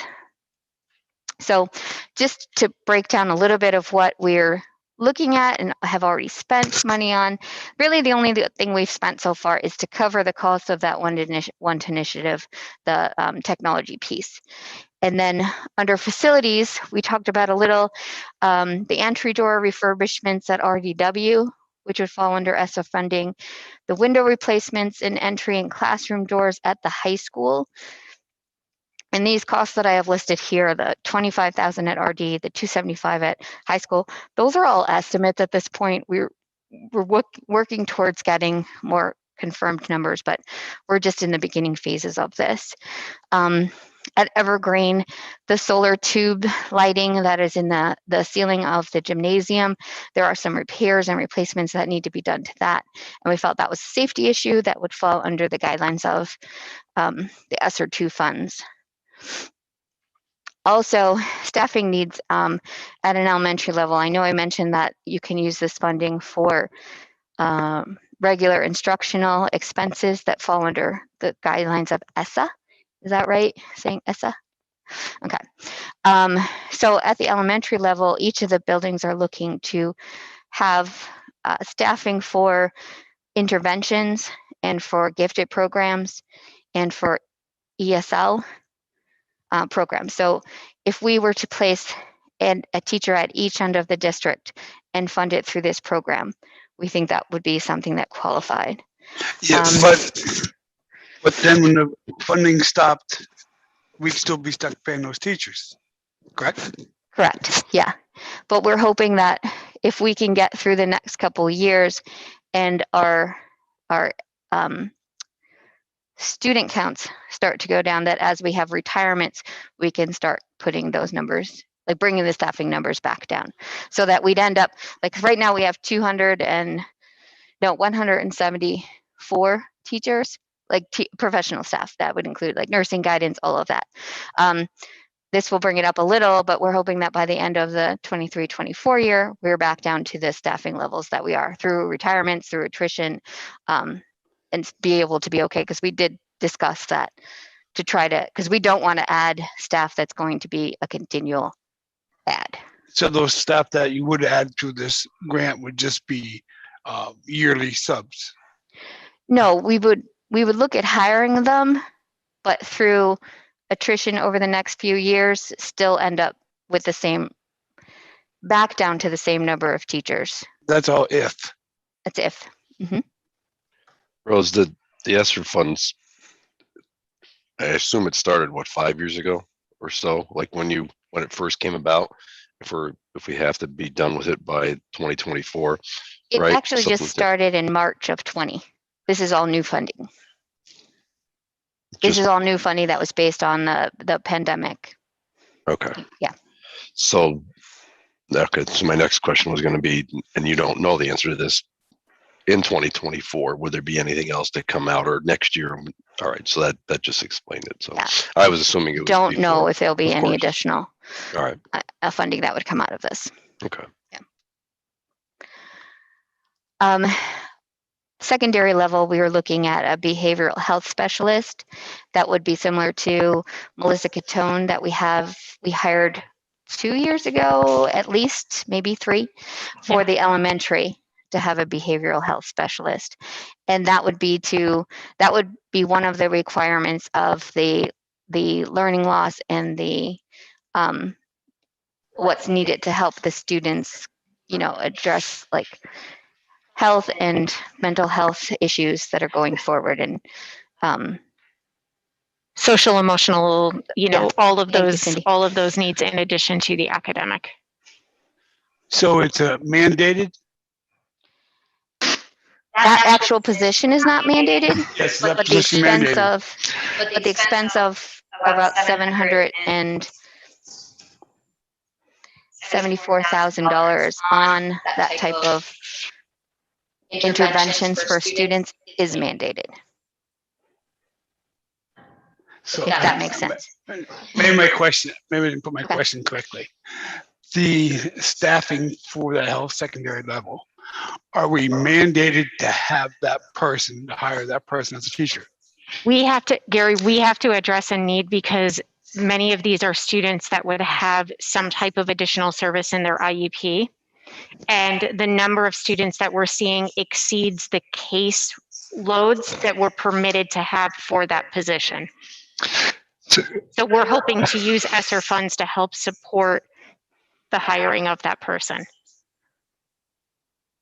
We currently have a social worker for the middle and high school, and then one at the elementary schools. But their caseload at the middle and high school is 170 students, I believe, between the two buildings. So it's pretty drastic. So we're looking to help offset some of those needs there, as well as more specifically target some student populations that have more intensive needs than what a social worker may do. Be more clinical support and therapeutic support, et cetera. We're not discussing to hire that right now. It's just that's what we can possibly spend that money on if need be. Correct? This is, yes, this is. So it's not like we're hiring somebody. Yes, but that money goes away, but we still have that person. No, I understand what you're saying. It's just that's what we would like to see that money.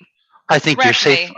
Yeah. I think you're safe to surmise though, Gary, that after in a 3-year period, we're going to likely have 2 retirees.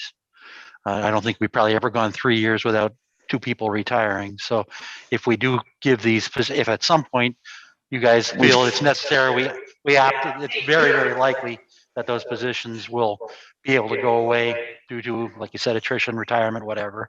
Right. So I think it's very safe to say that we'll have at least 2 retirements in a 3-year period, right? We feel, and we've looked at, where everybody's at, and we never know when there would be a resignation. I mean, that could come at any time. You'll see there's one on the agenda that was not something that was anticipated. And that could happen at any point. So, we'd continue to monitor it, but, in order to meet the guidelines of the funding, these are the programs that we'd like to or the people that we'd like to add to cover that and use this federal money with the hopes that in the plan that, we'd be able to bring our staffing numbers back down at the end of the funding level, or right around there. Yeah, but the problem being, if I'm thinking correctly, we're not going to have a math or a science teacher retire and then replace them with this behavioral special needs person. So there we would have to rehire more people to place those spots, and we'd still have them. Certain areas, yes, we would definitely have to rehire, depending on the certification and the curricular needs. But again, if there's certain areas, if there's pockets within, I don't know, an elementary or middle school situation, or even a department within the high school, depending on how the numbers fluctuate, that there we'll find opportunities to condense.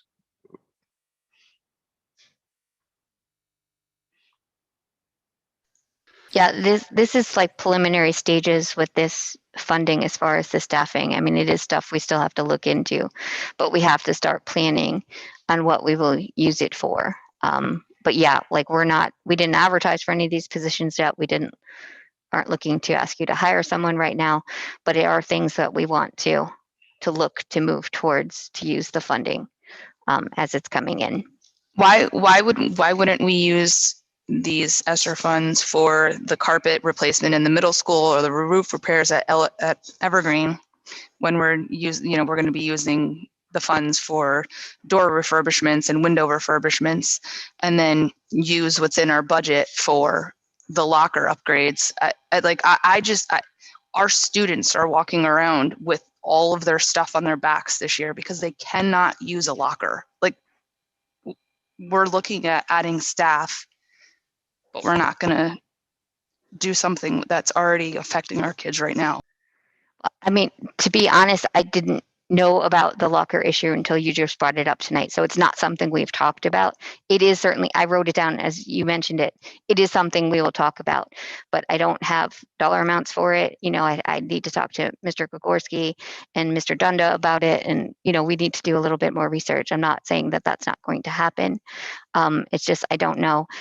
The reason we're looking to use construction fund for the carpeting and that roof repair and those solar lights is because we borrowed that money 2 years ago. We had a 3-year window to spend a certain percentage of that money. So we need to draw down on that construction fund to stay in compliance with the bond borrowing that we did. And that's why we're looking to use those things. And technically, I don't think the carpeting would fall under any of the guidelines under the ESSER funding to replace carpeting. I don't think, unless that we had a safety issue, if there was, you know, something that really immediately needed to be addressed on the carpeting. Carpeting's old, it's very worn. If anybody wants to see it, you're welcome to go and look at any of the rooms. But that's something that we think we should use out of the construction fund to bring those numbers down. The roof piece is something that could go, you know, we looked at either under ESSER or under the construction fund, because that is something that probably could come out of ESSER. So that is something we could look at switching over, but you know, it's just the way we planned it out for right now, because we were talking about doing that prior to the ESSER funding coming to fruition. Why are we doing carpet versus like linoleum or some kind of flooring that, like, I just feel like carpet breeds germs, grossness, and everything Well, else. This is a type of carpet that's made of, essentially it's plastic. The fibers are plastic, so it's also breathable, so that moisture can come up through the carpet, and they're carpet tiles, so that you can rip them up if need be and replace them. The maintenance with the vinyl tile is much greater than what we would have with, you know, you can run the vacuum over it, you can clean it up with, you know, let it dry, and you're good to go with the carpet. And it's the same stuff essentially that we added at R.D. Wilson the past couple of years. Dana, a couple of years ago, I met with a lot of teachers from the R.D. Wilson School, and they expressed how much of their classroom was actually conducted on the floor. And they felt that linoleum would be cold and stuff, and I had to agree with them. Which I get for like an elementary school, but for a middle school, that's why I'm questioning it. Because like, I don't think there's a lot of carpet within the high school, correct? There's not, certain areas are, but many of these classrooms are special education classrooms where a lot of those spaces are used. Yep. Some of the other things under ESSER 2 would be the summer school expenses. So each year we offer remediation summer school, and that would fall under ESSER funding. Extended school year expenses over the next few years we can take out of this funding. And then we've also begun conversations about running some summer camps and do those over the next couple of summers, just as enhancements to learning and try to pick up on some of the losses that might have happened over, you know, the last year and a half. Rose, all 3 steps, the ESSER 3, they all have to be used by September 30th. Is that correct? 2024, or just step 2? Well, step 2 has to be used by September of 2023, and then ESSER 3 has to be used by September of 24. Yeah, so they're all kind of staged in based on when they were issued or awarded. I'm not sure, but those are the guidelines that have come out of the state. And then again, we've talked about this, but under ESSER 3, the 3.8 million, no less than 20% towards addressing learning loss. That's about $774,000 of that funding. Again, for ongoing with the staffing needs, ongoing with the behavioral, just continue to use that funding as we go along. There were a couple additional facility updates that we talked about that, we'll see where we are with the funding and look to do those over the next couple of summers. The ones that we talked about under ESSER 2 and under construction are things that we'd like to do this coming summer, if we can get them arranged, priced, all of that. And then we will have some needs over the next few years for some additional technology upgrades and some, replacements for what we currently have. So we'll look to do that over the next few years. We'll see where we're at and see what we need, but we can spend some of that money on additional technology needs. What is the future of the one-to-one initiative? Is that something that's going to continue? And if so, have we figured out what the cost is going to be for routine replacements, that type of thing? And that's kind of what I was getting at with that additional technology, that maybe by the end of this program, we would need to make some upgrades. So 2024, the computers we bought the summer of 20 may need to have some upgrades or some replacements. And then we also looked at the faculty laptops, making changes to those, because we currently have a lease on those, and I think we have 2 years left, or is this the last year? This is the last year on the lease on those. So we might look to use the ESSER funding to cover those expenses. For now, purchase them up front, have them, and then futuristically beyond ESSER funding, when we have to do replacements, we can look at going back to leasing those items to bring that expense, back down per year. Excuse me, Rose. What is the second ESSER 2 payment expected to be paid out then? Did they So give? that's available for us now. So anything that's dated back to March of 2020, as far as when we could start using it. And we have until September of 23 to use those funds.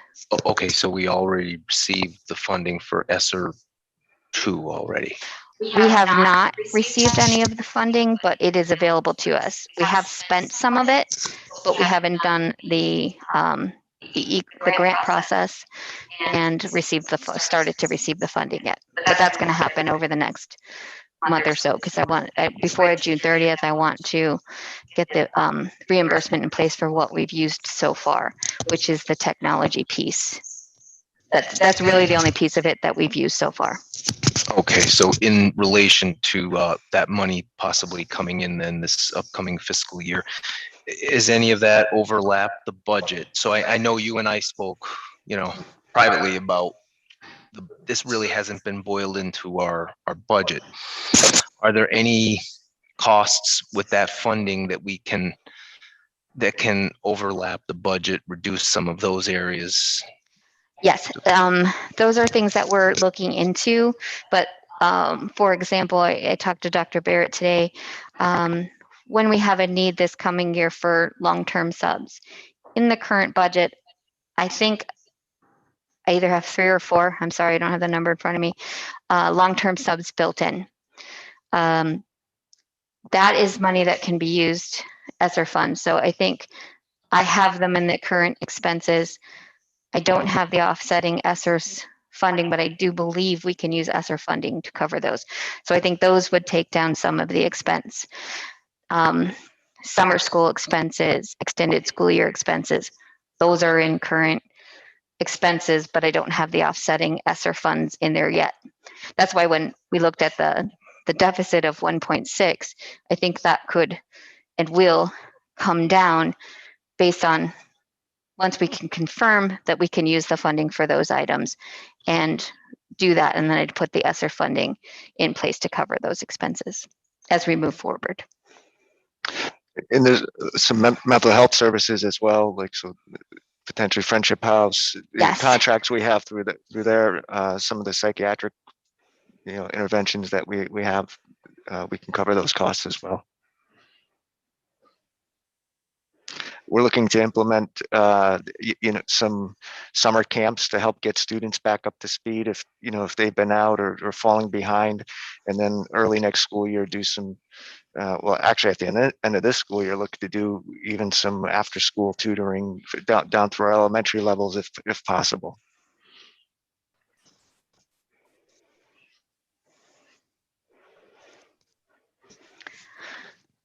That's the end of my presentation for tonight. We took questions throughout, but are there any additional questions or anything else you want to discuss? I don't have any question, Rose, but I would like to thank you as always for doing a great job presenting this budget and making it easy for us to see where we're getting our money and where we're spending it. Thank you.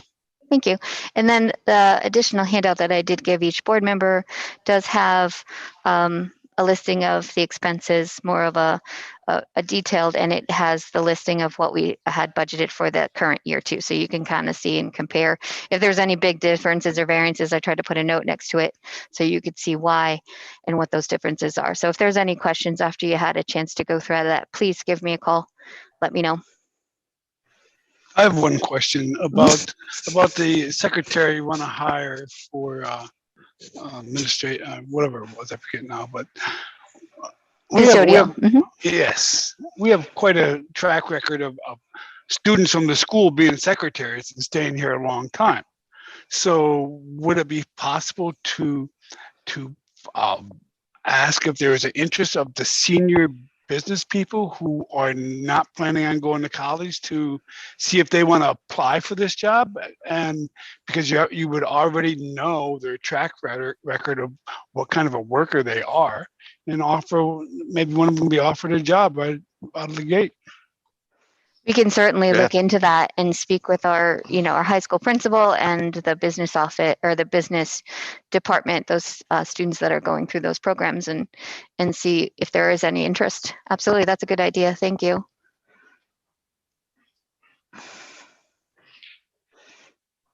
Anything else?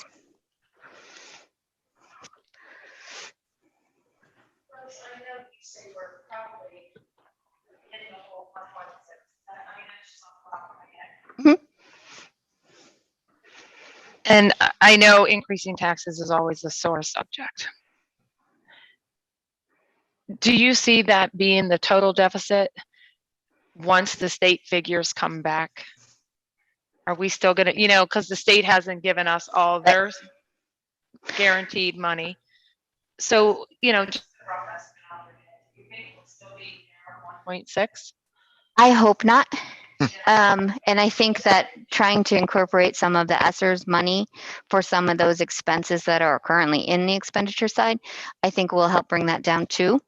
I'm just asking from would you say that we would maybe look at as of May 1st, because it only gives us 4 days to approve that budget. Yeah. First. Yeah, I can't realistically think that we're going to have state funding numbers for May 1st or for May 5th.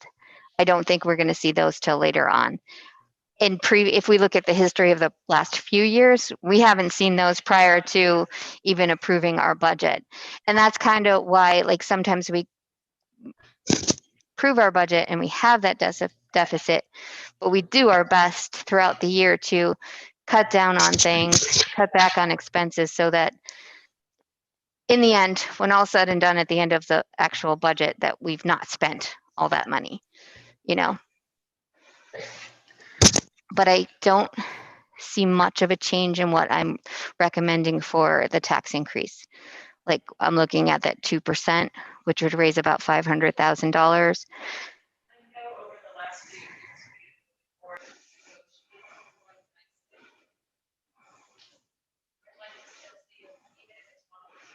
Oh, could you put your, yeah, sorry. And we can certainly look at that. If we can, I think that, I know it stinks, the 1.6, that's a big number. But so is the 2%. Yeah. And I always like to see it if it's 1.75, it's I don't know, but if we can, that's where I'd like to see it be, always on the lower side. And I know that's never easy. Is the vote in May, that's just a tentative vote with the final vote in June? Yeah. Correct? Well, you'll vote on a tentative budget for the May meeting. And I don't know if anything will change between now and that. We still have 2 weeks. So if there's anything that changes and I can update, I certainly will. But that is just the tentative budget, and there's another budget, or there's another vote in June, and that would set everything as final. So we still have, that's, 6-7 weeks away. We still have time to hopefully get some more numbers, hopefully get some more solidified numbers on the ESSERS fund as far as what we can take out of our existing expenses. And then I certainly would be willing to look at that millage number for the June meeting to make those changes. And I just want to be sure that 2% was approximately $34 per 100,000 of assessed value. Is that accurate? Correct. Yes. Right. Yeah. And those are estimates right now, but yeah. And that tentative vote in May would be for the 2% then. Yes. Okay. I just want to correct myself. I had said earlier that the unassigned fund balance was 3.3 million. That was actually 2 fiscal years ago. I went back and it was 2.9, and then it was the 1 point, whatever that 2.1. was, or 2.1, I'm 2.1. sorry. So, Yeah. so the unassigned fund balance is going down. We budgeted a deficit last year of 1.3 million. I don't know where we're at on pace to hit where we're at budget wise, if we're going to have that 1.3, but that's going to hit our unassigned. So, and now we're looking at another deficit. So the writing is on the wall, and we keep pushing or reducing the increase in the tax. This is what we are going to be in a position, and I've said this before, where we were a few years back. So we're definitely heading in that direction, and it's only going to compound over time. So Thank you.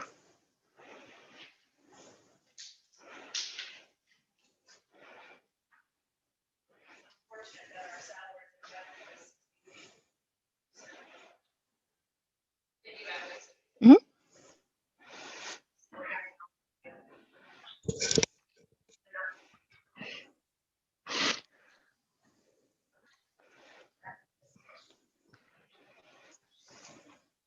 Is any other questions, concerns at the moment? I have been monitoring the email too. There has not been any questions that come through. That's what, whenever I had a break, I did I wasn't just checking my phone. I was monitoring the email. So there hasn't been anything that came through.